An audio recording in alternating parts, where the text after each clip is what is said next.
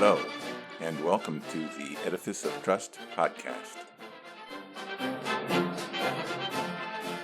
The Edifice of Trust podcast is a thoughtful discussion of today's current events from the perspective of America's founding principles. Hello, everyone. I've been talking a lot recently about diversity, equity, and inclusion programs, DEI, and have been highly critical of such programs. However, I know that many people are passionately in favor of such programs. Recently, my local television station was discussing Texas Senate Bill 17 banning DEI at the University of Texas, and the reporter interviewed a UT student of Indian descent who said, quote, "Diversity in itself is a good thing," unquote. But is diversity actually a good thing? Or is it one of those other things that can be good or bad depending on how it is used? I think most people who are talking about diversity have not really studied diversity and don't really know how diversity can be applied to help humanity or how it can be misapplied to harm people. First, we have to realize that people do not particularly like diversity. Diversity is uncomfortable. We are more comfortable around people similar to ourselves. That's why we have places like Little Italy and Chinatown. We need a good reason to associate with someone that is different. Trade and business might be one reason to engage with someone different. Diverse people may have interesting products to sell. But after the deal has closed, most people want to settle down into comfortable, secure surroundings. People self-segregate in order to feel secure and comfortable, not necessarily because of racial animus. This self-segregation was confirmed mathematically by the Schelling segregation model that I read about in A Crude Look at the Whole, a book by John H. Miller, a professor of economics and social sciences specializing in complex systems at Carnegie Mellon University. The model places different colored squares in a random order, but included a slight preference for each square to be next to squares of the same color. In subsequent iterations, the squares are allowed to relocate, quickly forming segregated areas of the same color.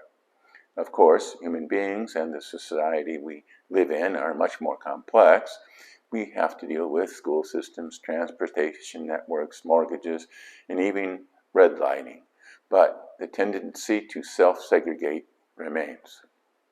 Interestingly, I spent my high school years in Dearborn, Michigan.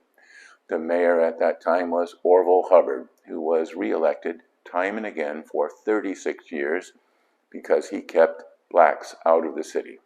His favorite saying was, quote, "The sun never set on a Negro in Dearborn," unquote. Don't blame me, I couldn't vote.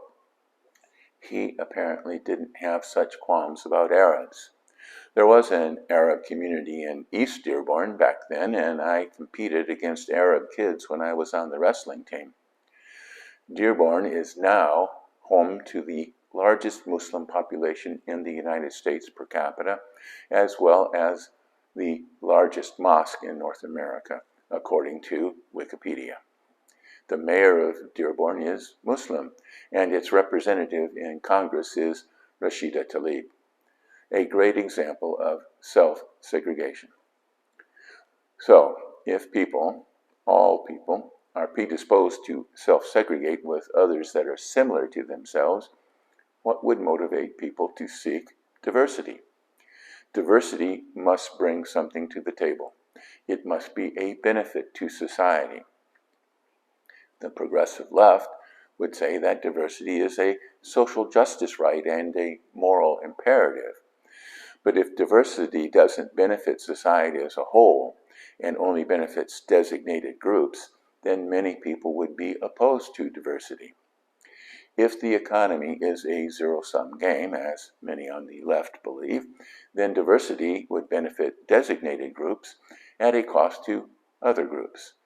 To be widely adopted in a democratic society, diversity must prove its value to the entire society.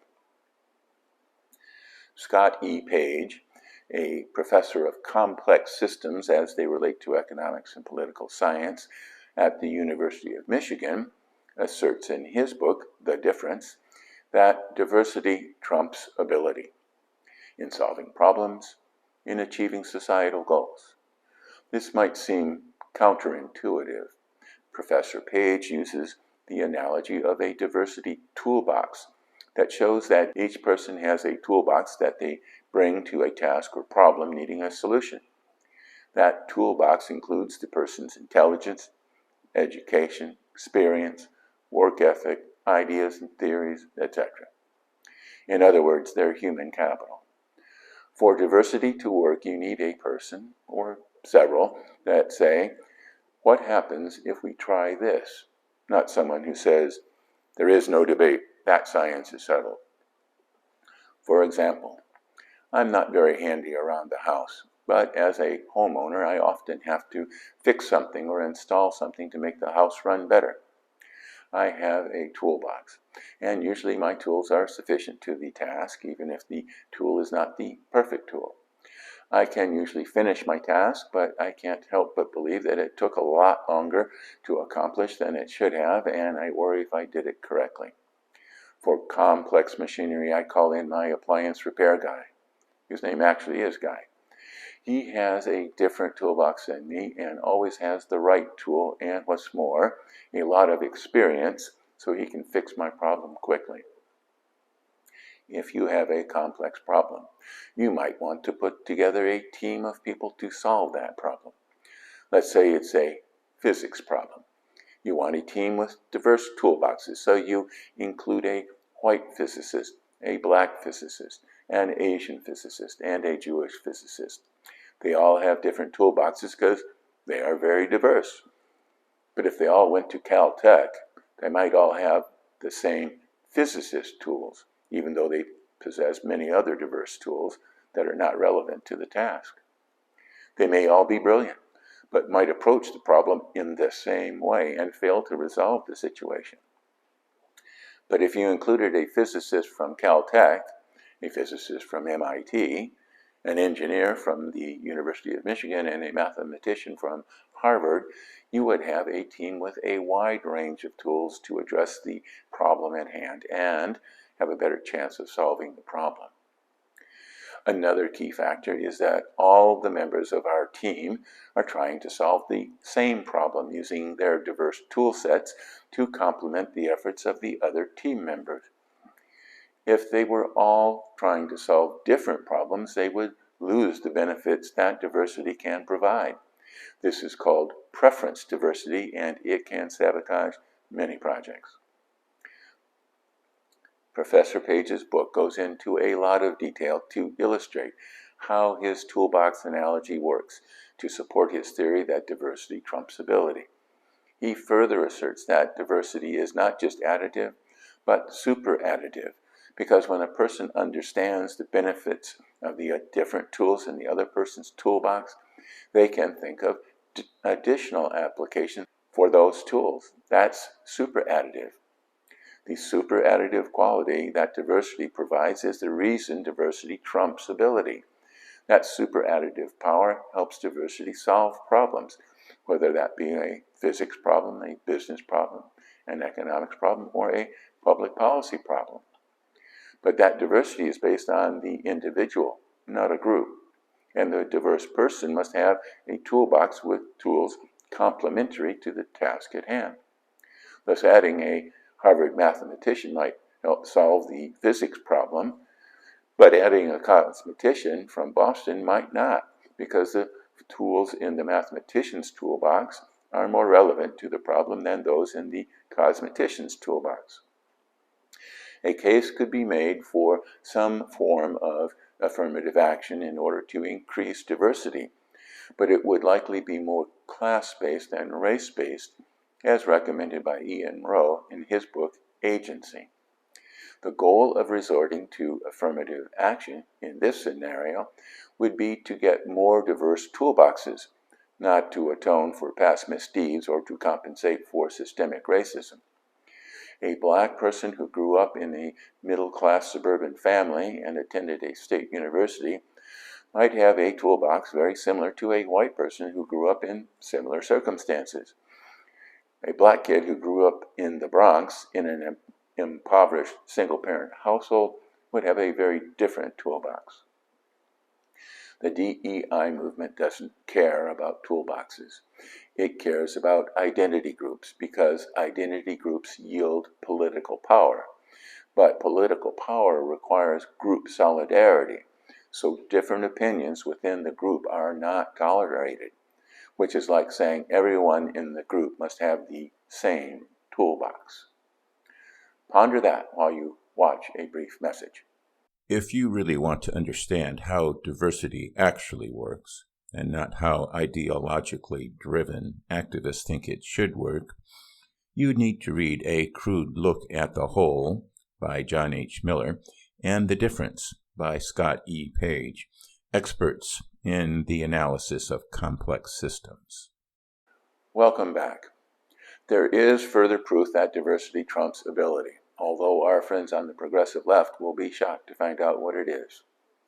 The best example of the statement that diversity trumps ability is the free market economic model that we have in the United States.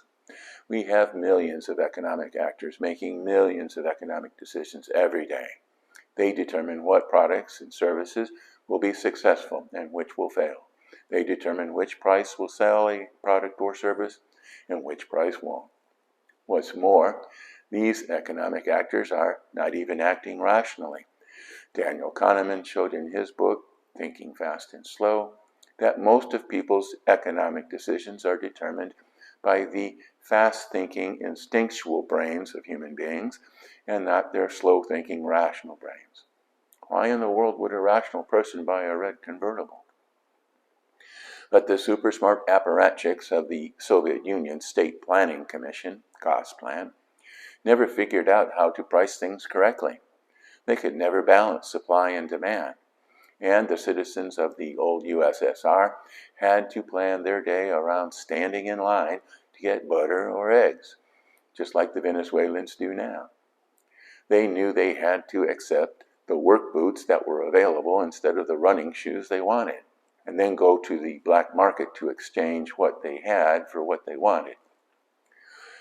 And all those millions of American economic actors reflecting all the diversity within the country can balance supply and demand without thinking. Their problem is not that they have to accept work boots instead of running shoes. It's trying to decide which of the thousands of varieties of running shoes meets their specific needs. And it is the super additive quality of our diverse economy that drives innovation and economic growth that has made America the most prosperous country on earth. But if diversity works in economics, why doesn't it work in politics? In the past, the presidency, the House, and the Senate were dominated by old white men. Not very diverse, but they got a lot done. Nowadays, the political leadership of our country consists of a very diverse group of Americans, but they can't seem to get anything done to save their lives. What gives? Our study indicates that diverse people working together toward a common goal can provide superior results compared to less diverse groups, no matter their expertise. The reason that our political leadership is so ineffective in accomplishing things for the good of the American people is that they are not working toward that common goal, but are working toward different goals, what Dr. Page calls preferential diversity.